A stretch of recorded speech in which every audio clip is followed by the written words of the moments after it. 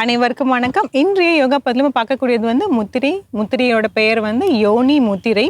இது பெண்களுக்கான முத்திரை. எல்லா பெண்களும் கண்டிப்பாக வந்து செய்யக்கூடிய முத்திரை. இதில் வந்து நிறைய வேறுபாடுகள்லாம் இருக்குது. அதை நம்ம ஒன்று ஒன்றா பார்க்கலாம்.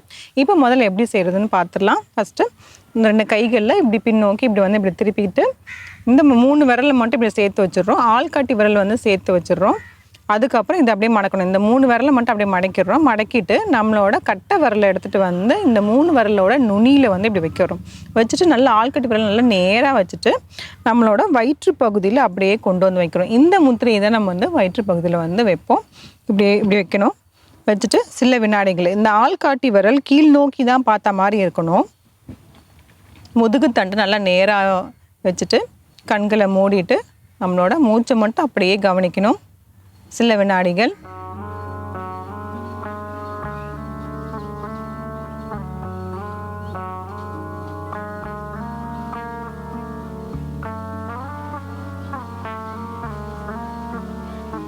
தளர்த்திக்கலாம்.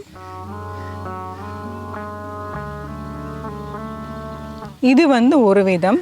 இது இல்லாமல் இன்னும் வேறு மாதிரியும் செய்யலாம். அதாவது அடுத்த வேறுபாடு அதே மாதிரி 2 கைகளுமே கொண்டு வந்துட்டு கைகளை வந்து இப்படி கோத்துக்கிறோம்.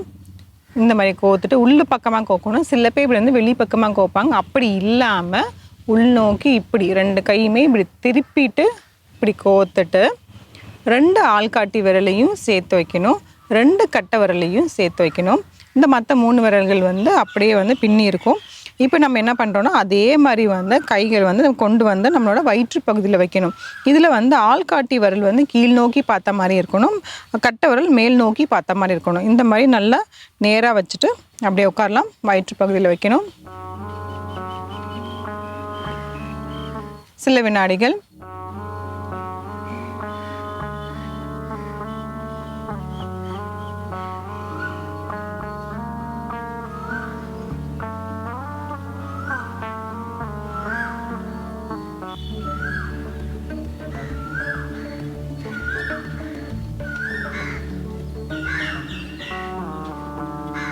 தளர்த்திக்கலாம். ஒரு ஆழ்ந்த மூச்சு உள்ள இழுத்து வெளிவிடலாம்.